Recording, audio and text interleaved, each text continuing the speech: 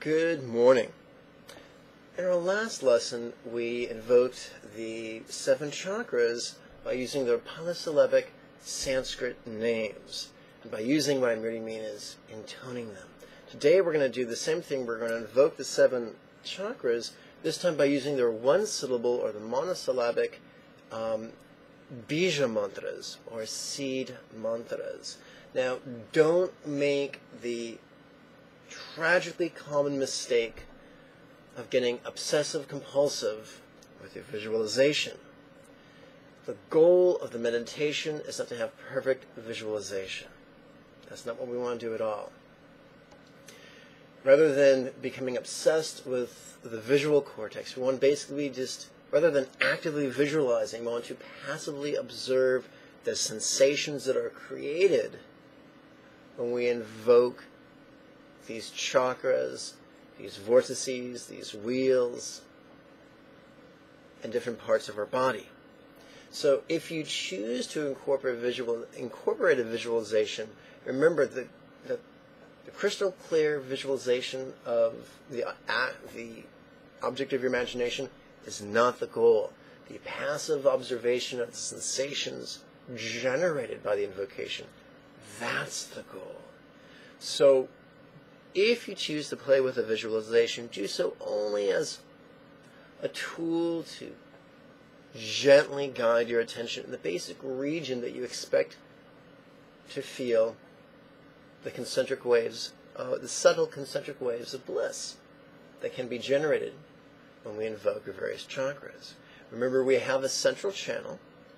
It starts at our brow point. It arches up to brush against our fontanelle. It plunges down about thumb's width before our spine, parallel to our spine, and terminates about 4 finger widths below our navel. There are 2 side channels that we'll go into at a different time. We'll go into them right now. The left side channel starts at the left nostril, and it's entwined around the central channel at various places. Where the central channel terminates, it separates and arches forward to join with our urethra. The right channel, the right side channel, begins at the right nostril, arches up, and is also entwined with our central channel.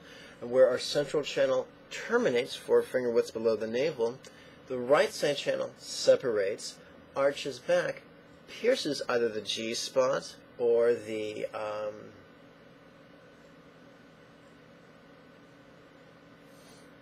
prostate, and then terminates in the rectum.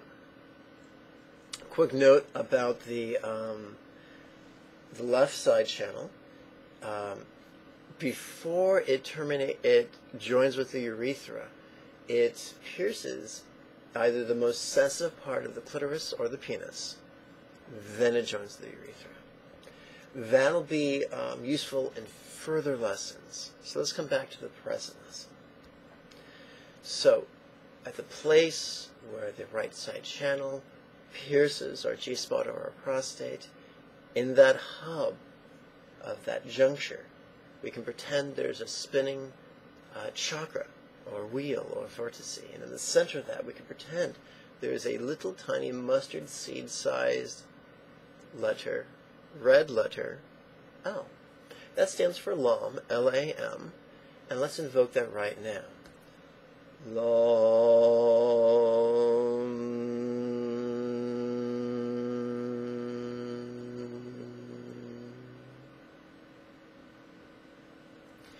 At the bottom of our central channel, about 4 finger widths below our navel, about a thumb's width before our spine, is the sex wheel or the sex chakra. And in the hub of that wheel, we could visualize an orange mustard seed size letter V. That stands for Vam, V-A-M. Let's intone that right now. Vam.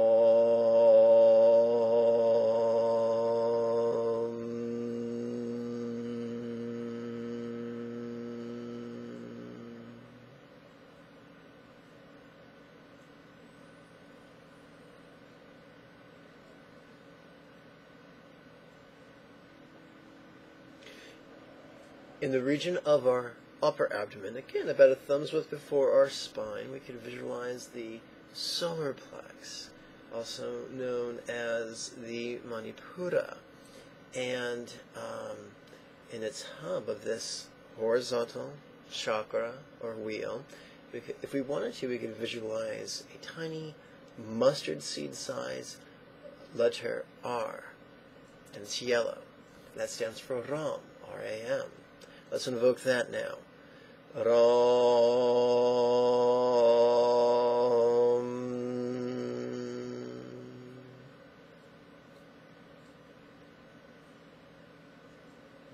And just like we discussed yesterday, we could pretend our sternum can be divided into thirds. We have the bottom third, the middle third, and the upper third. In the upper third of our sternum, we could visualize our heart wheel. That too could be a thumb's width before our spine. And in its hub, we could visualize a tiny green mustard seed sized letter Y. That stands for Yam, Y-A-M. Not yam, like the tuber that you eat on Thanksgiving, but Yam. So let's invoke that right now.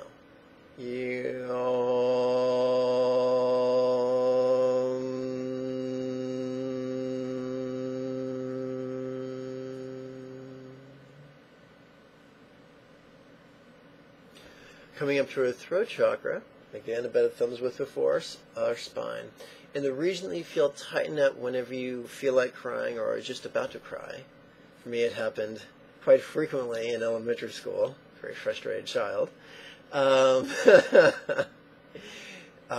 so if you wanted to, you could visualize a sky blue, tiny mustard seed sized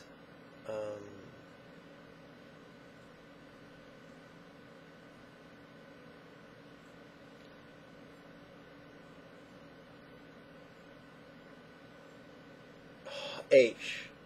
And that stands for home, H-A-M. Not ham, like an Easter ham that many people eat on, Easter, which many people find to be delicious, except, of course, the pig. He's not very delighted about that. He preferred if you just had, Easter rice and dal. But that's a different topic for a different time. Anyway, hom, H-A-M, sky blue H at the throat.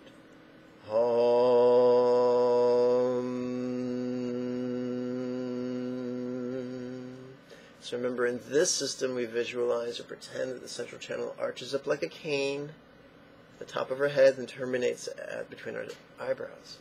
So at the apex of the cane, at your fontanel, where the three sutures or joints of your skull meet, that's where we could visualize the teeny mustard seed sized, or the small crown chakra.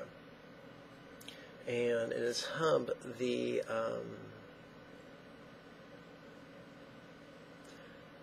purple syllable, is even though let's go back. You'll visualize, if you wanted to, a tiny purple mustard seed sized letter O, which stands for Om, O-M. And so let's invoke that right now. The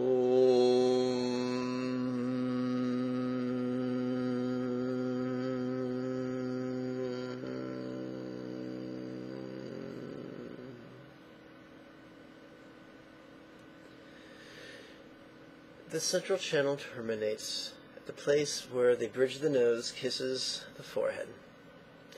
And you could visualize a deep blue, tiny mustard seed-sized letter S, which stands for Sham, S-H-A-M. Let's invoke that right now. Sham.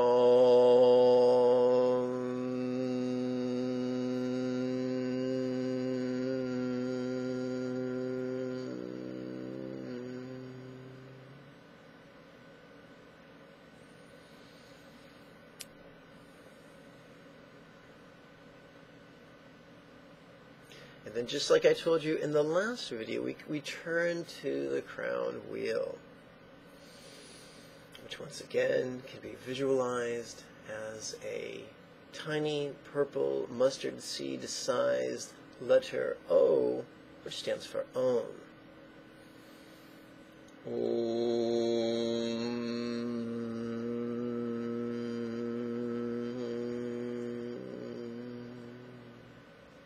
So playing with our chakras, whether we are visualizing colored letters, whether we're intoning polysyllabic Sanskrit names, or monosyllabic syllables. These are just tools to set up or to strengthen the actual meditation that I'll teach you in further lessons. So these are the building blocks, and they're great fun. Let's play with them as such. Observe a child at play. There's an element of silliness. They know they're kids. They know they're being silly. And they allow themselves to be a big old goofball. We must do the same thing. If we are to excel upon the spiritual path, we must shed the folly and the dangerous expectations of perfectionism. We're not going to do everything perfect all the time. In fact, if that's our goal, we won't accomplish the path. For the path is, for letting go is integral to the path. You can't let go if you're holding on tightly. And perfectionism is all about holding on tightly to the mythical idea of flawless execution. That ain't going to happen. We're not the perfect androids. We're the fortunate fuck-ups. We screw up all the time. What separates the fools from the great men and women is the ability to be aware of our screw-ups and learn from them and move on. Thomas Alva Edison did not invent the light bulb on his first try. The opposite is true. He had hundreds of failures searching for the right combination of elements.